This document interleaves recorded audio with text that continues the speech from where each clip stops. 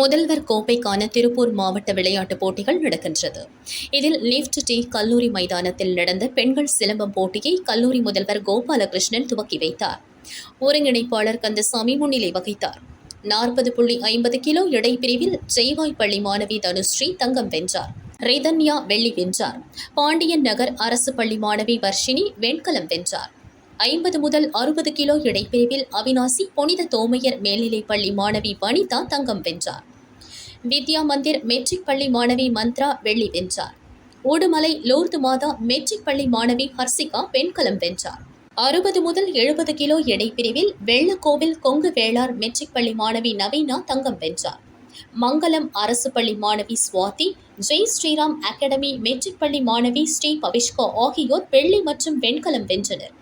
75 முதல் 80 கிலோ எடைப்பிரிவில் ஜெய்வாபாய் பள்ளி மாணவி சுஜிதா தங்கம் வென்றார். உடுமலை PCC பள்ளி மாணவி மஞ்சுளா தேவி வெள்ளி வென்றார். காங்கயம் ஸ்ரீ ராஜராஜேஸ்வரி மெட்ரிக் பள்ளி மாணவி அபிநயா வெண்கலம் வென்றார். போட்டியில் மொத்தம் 169 பேர் பங்கேற்றனர். ஒருங்கிணைப்பாளர்களாக ஆனந்த், முருகன், செந்தில் ஆகியோர் செயல்பட்டனர்.